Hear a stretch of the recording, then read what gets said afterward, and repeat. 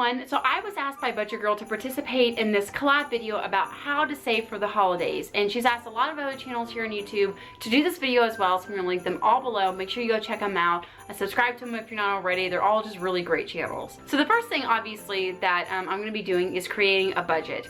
Now, Thanksgiving and Christmas can be very emotional times for people. A lot of people feel a lot of obligation to, have a great Christmas for their kids, or they're traveling maybe, and so some people may not be as friendly with the budget as they should be. So I'm gonna have a budget obviously for Christmas, and we've already created the budget, and it's very modest. It's not gonna be big at all, but we do have a budget, and it's a realistic budget. It's not $200, but it's not $1,500. We have created a very across the board $500 that we're gonna spend on Christmas, and that includes food, that includes I have to get a new Christmas tree because my old one broke, and that's gifts.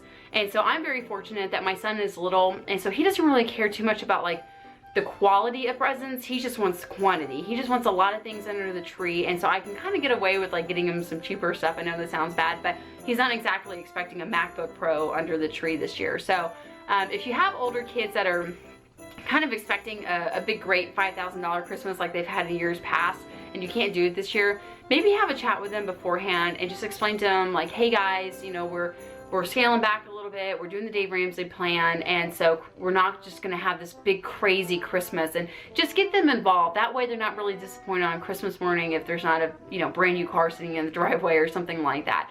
So don't feel this pressure to just go nuts for Christmas, because I think a lot of people do that and then they pay for the rest of the year.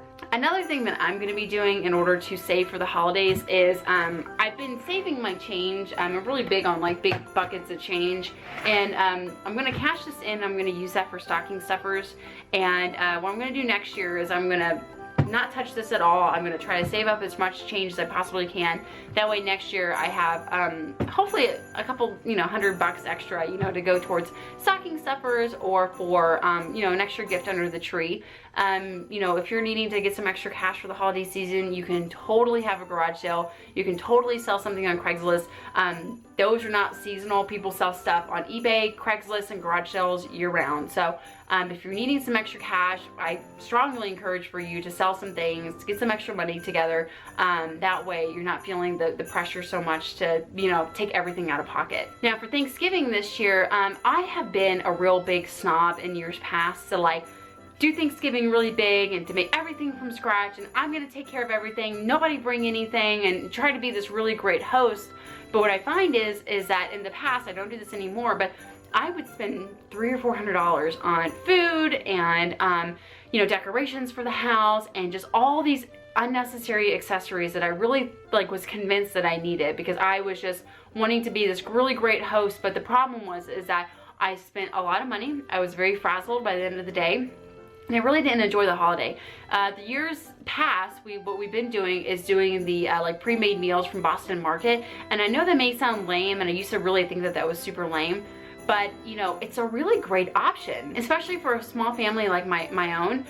It's like $50, and you get quite a bit of food, and you don't have any hassle of like cooking all this stuff from scratch and spending all this money. And I found that I just really enjoy doing that more than I ever did like the crazy frazzled Thanksgiving, because I never really enjoyed those. But I really enjoyed this one because it's easy cleanup, it's cheap, I can spend a lot of time with my family, and I still get to make my fun little special sides, but I'm not making 17 different things for 25, 30 people. So we've definitely scaled back a little bit on Thanksgiving, and it's just, I really look forward to it now. As far as decorations go, I'm not going to be buying any new decorations. I have plenty of stuff from years past that I'm just going to reuse. The one thing that I do have to buy this year is a tree. Our old one broke. We had an artificial one that we used for a couple of years, and that's going to come out of the Christmas budget. We're not going to go buy anything big or fancy. It's definitely going to be a Walmart tree. So that's definitely something that I need to buy, but beyond that, I don't need to really buy anything else. So I'm really excited about Thanksgiving and Christmas coming up. Again, we have a budget for both of the holidays, but we're not going to spend a lot of money. We definitely are going to have a modest holiday season. Even though we may be debt free, we still have financial goals that we want to hit this year. So I'm really just more excited about spending time with my family, just having some downtime, and just I love the holidays, but not just because of all the presents underneath the tree, but it's really just the time I get to spend with my loved ones. So I hope you guys enjoyed this video. Again, make sure you check out all the other channels. Again, they're all linked below. Go subscribe to them, and just I'm sure they're all gonna have really, really great ideas for how to save for the holidays. So thanks so much for watching, and I'll see you in the next video. Bye. Are you excited about Christmas? Yeah.